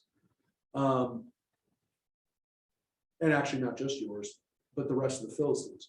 So what's interesting about this is that David literally says to him back, essentially, I'm not just going to kill you, but the rest of the Philistines are going to die too, which is not what the terms of the battle were. The terms of the battle is one of you guys gets killed and the rest of you go home as our slaves, as our Right. servants, as our now taxing you or telling you what to do. That's not what he says. He says, you're all gonna Didn't get we killed. read that it was 47 days? 40 days. 40 before we days. even came to that, right? Yeah. So there's already these ramped up people waiting to Yeah. make this. Yeah, but Yeah, according to David, this is not what's happening. sure. We're not going home. After I kill you, we're gonna kill all of you. Which is pretty wild because he basically says, your terms are not my terms. Which also indicates to him, which also indicates to us that David has no intention, and God has no intention of having this be a man-on-man battle. That's not the way we do things. Huh? When the Philistine began to advance toward him again, David quickly ran up to the battle line to face the Philistine. David put his hand into the bag. He took out a stone and slung it. It struck the Philistine in the forehead. The stone sank into his forehead, and he fell face down on the ground. So that's the decisive moment maybe in David's whole life. Changes his life. When he takes out the stone to sling it. And again, this is not a slingshot. This is not like something that kids play with. This is a sling that you would ramp up, you would swing it around, get your projectile as fast as it can go. And there are geologists and there are scientists who study this because this is one of the most dramatic stories in the whole Bible. And they look at the stones in this valley and they say, well, these are not normal stones. These stones are very dense. They actually are not like salt pebbles or things that, just blow up when you get hit with them. But this actually would have been a stone that was denser and it was that could have killed someone with the impact that this would have had, which is the impact of a bullet. So if it comes off at, the speed that we think it could have been, and this was not unheard of in those days. In ancient world, people used armies of, that were sometimes made up of people who were archers and sometimes people who are slingers. And these slingers would kill people and could take birds out of the sky. They could hit a bird mid-flight. So these people knew what they were doing. So that's how he defended his flock all those years. Well, it's interesting that it seems like he did. That's not what he said, by the way. He said he killed him with his bare hands, So, yeah. which is a test of his courage. But it also seems like he also had this ability, which shepherds would have had. But they could have hit these animals, like they practiced that. When you're out in the fields for months at a time, one of my biblical teachers told me, what else are you going to do? I mean, you're out there with the sheep. Oh, yeah, well, so- there was an alternative. yeah, I know. You were gonna say, so the fact that he's out there and he's getting good with the sling is something that is very possible. And so he could have, this could also, again, not be something that we think it was, which is a battle that he had no business winning. He actually had an advantage because this guy never saw it coming. He didn't even know that he had a gun. I mean, that's literally what happens in this story. You have a guy who's very big. It's Leroy Brown, right? Jim Croce's son. Right? It's a story of a guy who gets Bad. who gets in fights all the time. Goliath can beat anyone in a fight. But I got news for you. If a guy walks in with a gun and shoots him in the head, he's dead. Doesn't matter how big he is. That's the great equalizer. It really doesn't, it's not what you think it is. which is a guy who thinks he's going to fight you man on man, and the guy literally walks up and shoots him in the head. Because they could do it from 200 yards away. He's not 200 yards away. The impact is even harder from where he is. He doesn't want to even get too close because, may not get the full, maybe he had to be 20 yards away or 10 yards away at least to get, to be able to get the velocity up there to be able to hit him, the accuracy, needed to be a little bit far away from him. He's not going to get anywhere near Goliath. Goliath's never going to lay a hand on him. So if he fights him with a spear, Goliath is coming there going, I'm gonna spear you, I'm gonna stab you. No, not gonna get that close. Killed him right where he stood, and he fell over. Now, is he dead? Maybe. Could also be unconscious. Does not mean he's dead yet. He's going to be very dead in a moment. But if you hit him right here between the eyes and blew his skull out, he's dead, or he's going to be very close to being dead. He's not getting back up. So he's down on the ground, and he fell face down, pop right down, which is a good indication that he's incapacitated. This is not a guy who's probably getting back up, but David's going to make sure he doesn't get back up.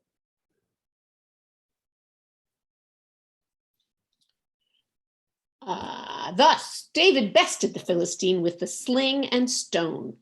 He struck him down and killed him. Seems like he killed him. But David had no sword. So David ran up and stood over the Philistine, grasped his sword and pulled it from its sheath, and with it he dispatched him and cut off his head. When the Philistines saw their warrior was dead, they ran.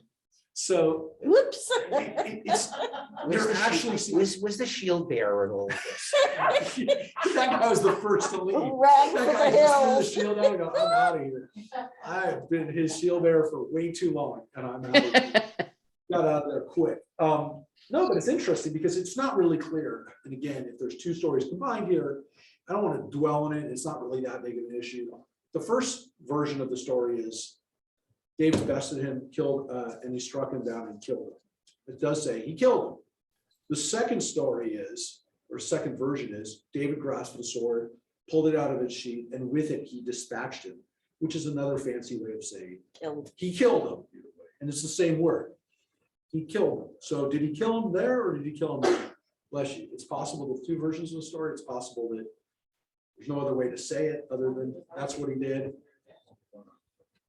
Doesn't really matter. He's 100% dead now because he cuts off. 100% dead. Not coming back. Not merely dead. He's not. What is the line from Princess Bride? He's Not mostly dead. mostly dead. He's mostly dead. That's what Crystal said. He's mostly dead. He's not dead. No, this guy's 100% dead. His head has now been separated from his body. And the people, the Philistines, go crazy. They ran. Head for the hills. They were not, okay, battle's over. Let's go back home or taxi will pay. They ran. The whole thing freaked them out. And what's weird is they also heard David say, we're going to kill you. So they could also have been very, probably smart in getting moving because according to this, David never accepted the terms of this battle. The terms for David are, you're all going to die. And so they start running because their guy now is dead. And the rules now shift back to David's rules, which are, I'm going to kill all of you. Well, they weren't prepared because they didn't think David was. They did not think it would happen. And the whole scene now has left them nuts. So David has now become a hero. Rabbi, Yes. one other thing, and maybe I was sleeping when that happened, but it said up there that with sling and stone, whereas didn't we read there was no sling before? No. Okay, I was sleeping. Sorry, I'll go back to sleep then. Put a stick, he put a stick down. He did have a stick. He got rid of the stick that he had, assuming it's his. Oh, maybe that's why I got confused. Okay.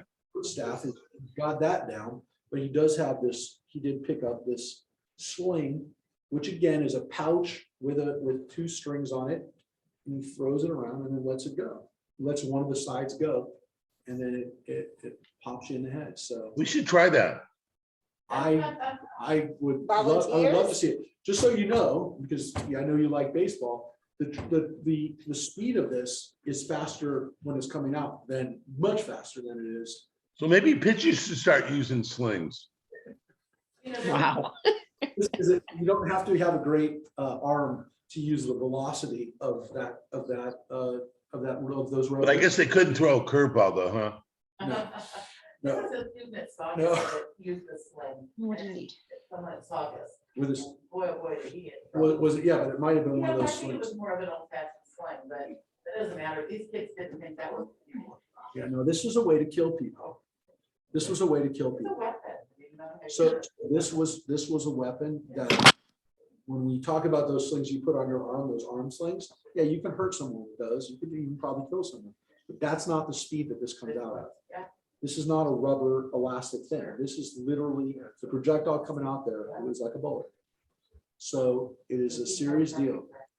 Interestingly, the Palestinians are using these against Israeli troops today Oh, that is. because they're not allowed to have weapons. Mhm. They can't stop people from having a sling. And there are people who've been killed by them. So that's the irony here. And so what happens? What's the aftermath of this battle? The men of Israel and Judah rose up with a war cry, and they pursued the Philistines all the way to Gai. And up to the gates of Ekron, the Philistines fell mortally wounded along the road to Sha'arim, up to Gath and Ekron. Then the Israelites returned from chasing the Philistines and looted their camp. David took the head of the Philistine and brought it to Jerusalem, and he put his weapons in his own tent. Yeah, that's all the battle scene. They kill a lot of Philistines. They don't kill every Philistine because the Philistines are still around. They're going to be in the next story as well. They haven't gone away, but they've been exceptionally. There's a terrible rout. This was not what was expected. Everything's crazy. It's not one city. It goes to Ekron. It goes to Gath. These are main cities. Gath was where Goliath was from. These are main cities. The Israelites are leaving their camp with the stuff they left behind. It's a major victory for the Israelites, the Battle of Elah. You know what I'm about to tell you now. He says he took the head of the Philistine and brought it to Jerusalem. It's very Greek. Well, it is. It's very Greek, taking someone's head and taking it with Bring it you. around. Your problem.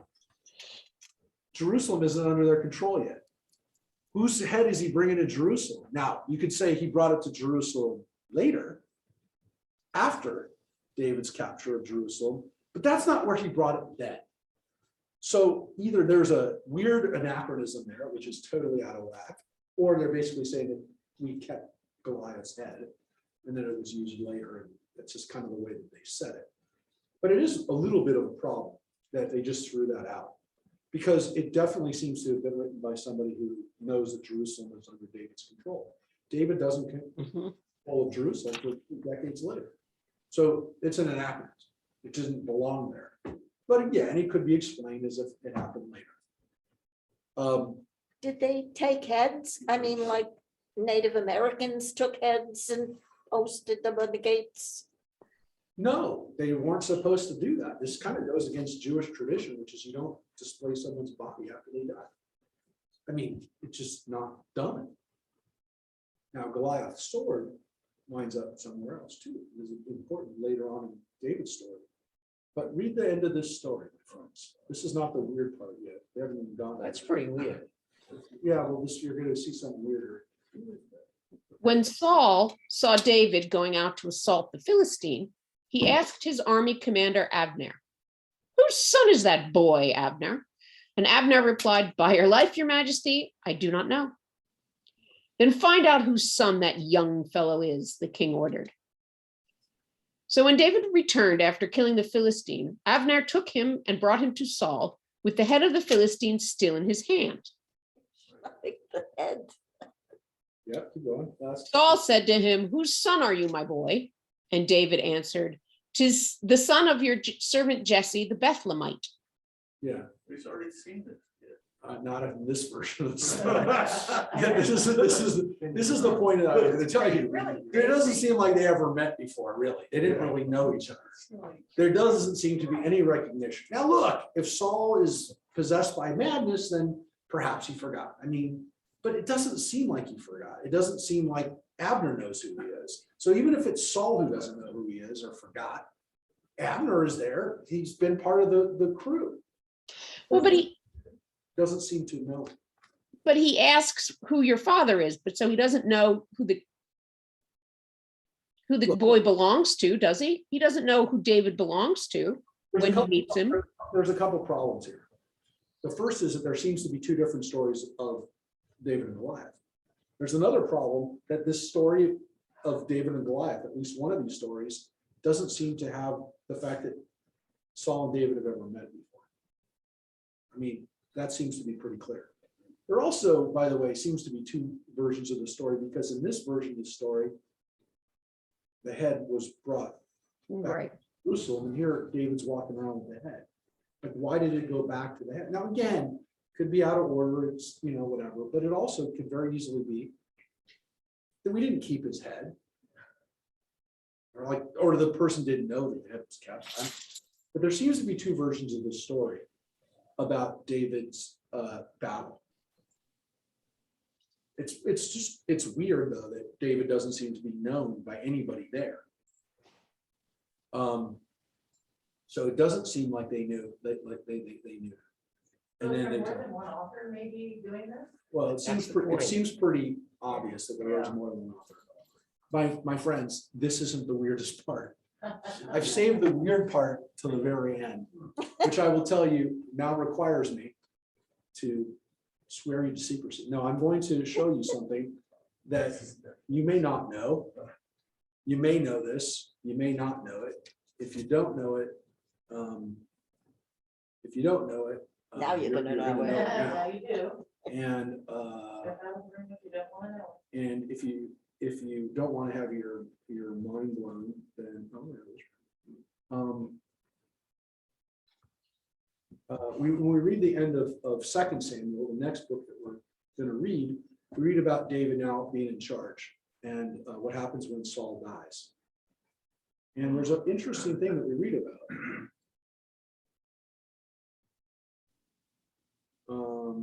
And I don't want to show you too much because I don't want you to ruin the story. Hold on a second. I'm in the right place.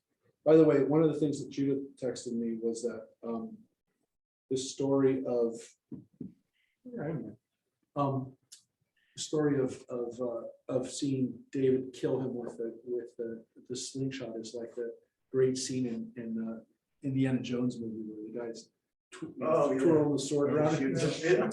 Pulls out the gun and shoots him. The big guy with the sword. It's a great scene. That's a great scene, right? But here, yeah. And it was ad-libbed. Yeah, let's blow your minds now, though. But it's not just the fact that he shoots him, it goes like that, It's the shrug that he does. All right, so here's the end of 2 Samuel. Towards the end of the chapters, we have this kind of repeating of things that happened when David was a kid and when Saul was first, early days of his kingship. This is the Torah, folks. This is the next book of the Bible. It's not. This isn't a midrash. This isn't. You have to deal with this, my friends. Oh, look at that. Again, there was fighting with the Philistines at Gov. And Elhanan, son of Yaare Gim, the Bethlehemite, killed Goliath, the Gittite, whose spear had a shaft like a weaver's bar. Sound familiar? So now I've really blown your minds because there is another version of who actually killed Goliath. This is the same Goliath of Gath, Goliath Hagiti. And here it says that Elhanan killed him. Now, what do we do with this? Because there's a version of this story in the Bible. Again, this isn't another part of another book that someone else wrote many thousands of years later or hundreds of years later. This is the next book of the Bible that says that David didn't kill him, that a guy named Elkanah killed him. And it's Goliath. And Elkanah seems to be also from Bethlehem. Well, that's what that thing is. So what do we do with this? Because it's a problem. Well, the Bible actually has an answer for it. Later on, a much later version of this story, if you will, is from Chronicles, the book of Chronicles, which is the end of the Bible. And at the end of Chronicles, actually I'll show it to you since I have the ability to hyperlink to it right now. Is it still in the same time period? What do you mean? Well, would the fight? Which, the- oh, no, yeah, this is the same, The same fight. it's the same- Just a different person. yeah, I mean, the problem is that, Wasn't that fight before? no, Didn't kill him? here's the way that the Bible kind of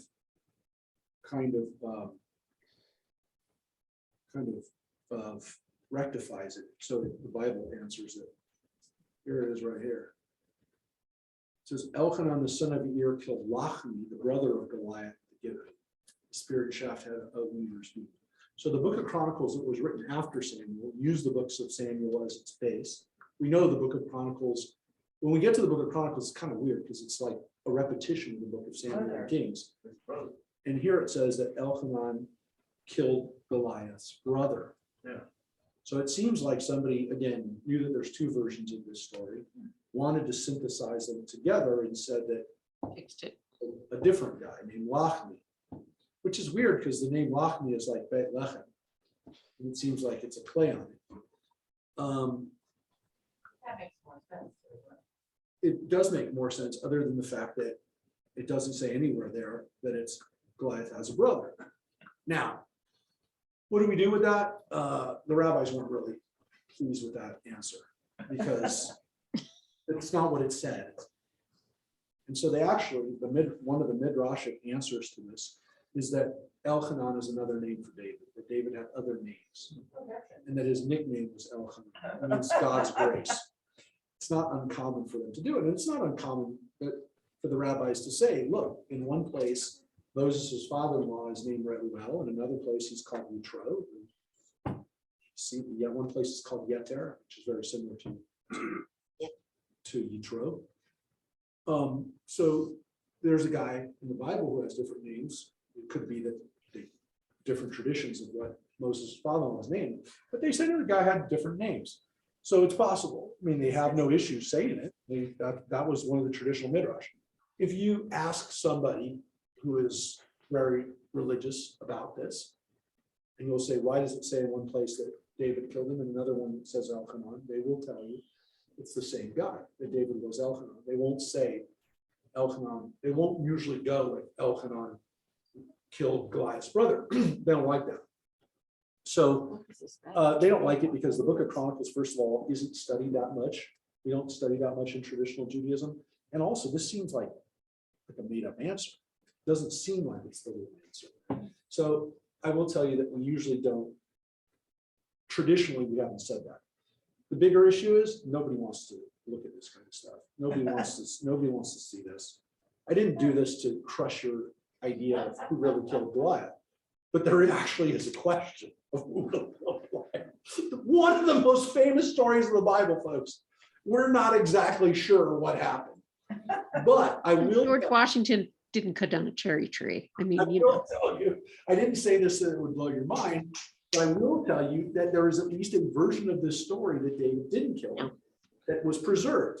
No. No matter what, the story was very important because I think there's two versions of that story. Oh, that's of David going wild. And so I do believe that it was part of David's story. And if David didn't kill him, he definitely took credit for it, or his family took credit for it, that he killed him. I will tell you that it is interesting that there is another version of it that was kept. So that's interesting. We have to deal with that. And again, I don't have great answers for you, but I want you to see it. And I want you to see that these are not questions that we can just say, well, let's not look at them. Let's not discuss them. Let's hopefully come up with some answers that will help us. No. I only bring these up because hopefully they'll give us an ability to see this story in ways that will actually help us be better people, not so that we go, well, this story has a contradiction in it. It's not the point. And at the end of the day, no one really cares that we've known about this issue of Elchanan for a long time, for thousands of years. And yet we still derive everybody, Christians, Jews, and by the way, Muslims, the story of David and Goliath is in the Quran. It's in the Quran. Goliath is called Jalut. There's a well of Jalut. Ain Jalut is in Israel. There's an Ain Jalut. So Goliath was part of and they love the story. They love King David. That's why Daud is a very proper, accepted Islamic name. Daud. So is Solomon, which is Solomon. So Daud is very, very respected in Islam. So he's a hero. He's a soldier. He's a poet. He's a musician. He's a lover. He does all these great things. But he also, and that we all want him to kill Goliath. But if he does, again, I believe that there's a story that he killed Goliath, and I believe he told the story that he killed Goliath. That what the takeaway from the story was is that he had faith, that he did not approach this with a sense that this wasn't something he could do, and he defied everybody who believed that he couldn't do it. And so the takeaway from this is not that, again, this is a story that makes us not believe in miracles or not believe in the power that people have to do great things, but that everybody has the potential to do this. And in reality, when we recognize that we have skills that we actually can go into our daily battles with, and if people don't realize it, they do that at their own peril. And I always like to tell people, don't ever underestimate somebody. Don't ever think that somebody isn't capable of doing something great or to doing something that you didn't see them being able to do because you underestimated them and they ended up, in some cases, screwing you by. Don't ever do that, because you can be defeated just like Goliath was. You can get your head cut off before you know it because you underestimated and you thought the person didn't know what they were doing. They just weren't doing it the way you were doing it.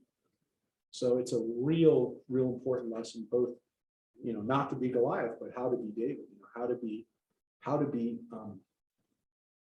be someone who doesn't telegraph don't telegraph all your skills. You don't have to tell everybody what you can do. And this is a great lesson. And that's really why this story is, to me, whether you believe that this is a miracle or not, it is definitely a story you can learn from. It's definitely a story we can take away. Definitely take away something. If you notice that Goliath, it says here, was a giant of a man who had 24 fingers and toes, 6 on each hand. Also seems to imply that he had some kind of genetic mutation. Polydactyly. Talked about early on, right? Dawn even mentioned that. Oh, no, it's just, if somebody were that tall, there's people that, They need an actually extra exist finger, that right? are- That was just another thing. That Listen, I'll just leave you with one last midrash on Goliath. There's a wonderful midrash. There's a lot of midrash about Goliath because the rabbis were, as much as we love David, the Goliath story works because he's such an imposing guy, whether he has 6 fingers or whether he's 10 feet tall. The reality is that he captivated people's imagination, even in the ancient world. And there's a wonderful midrash that David is the great-grandson of Ruth, the convert. David wasn't 100% Israelite, right? His great-grandmother is Ruth, who we read about at Shavuot. That's his great-grandmother, who was a Moabite. And we also know that there's another Moabite lady. Yeah, Orpah. Orpah does not go back to Israel with her mother-in-law. Remember, Ruth goes back with Naomi back to Israel, back to Bethlehem.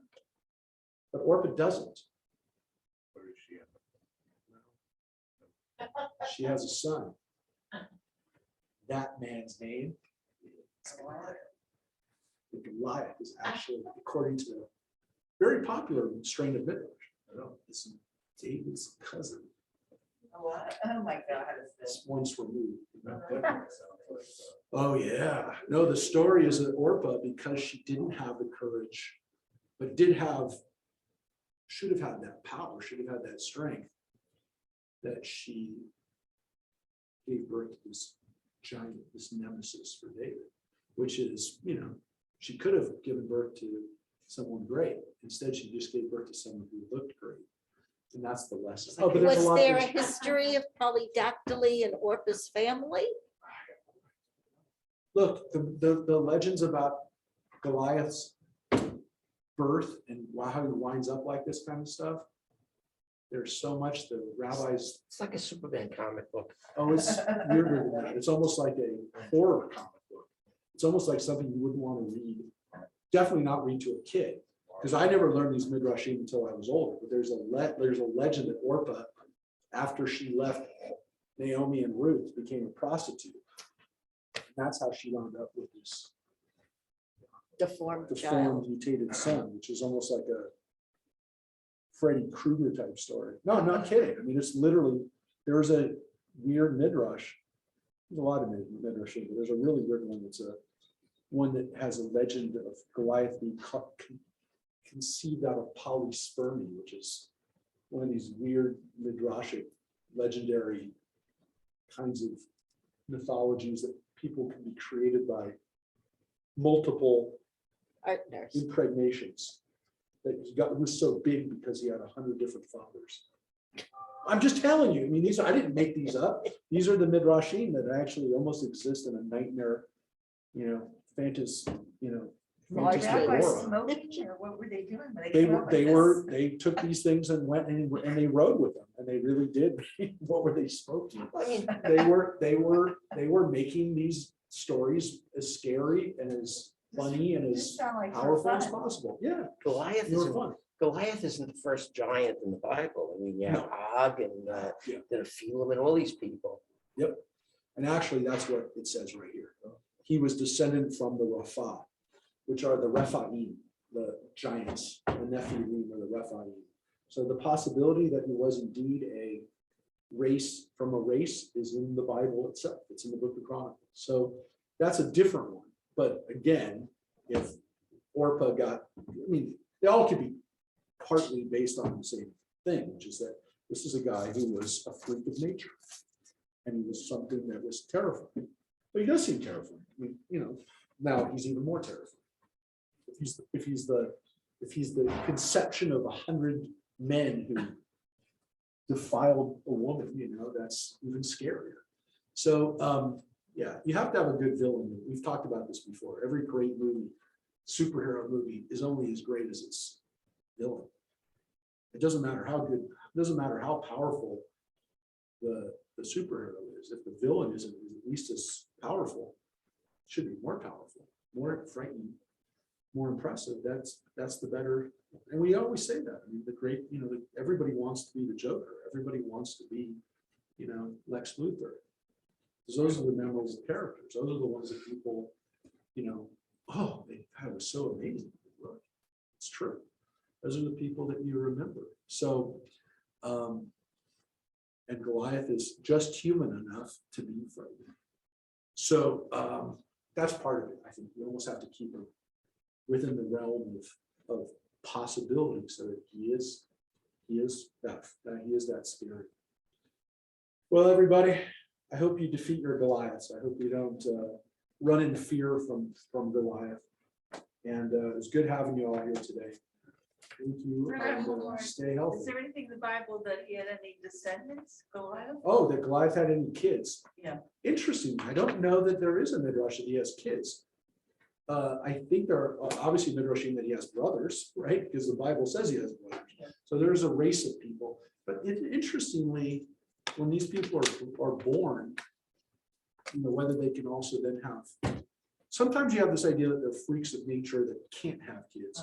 They're almost like miraculous births, but they only come about every so often. The descendants was almost like a recessive gene. But then there's this idea that, yeah, no, they could have kids. All right, folks, we will see you. See you soon. Stay Very good. interesting. Goliath.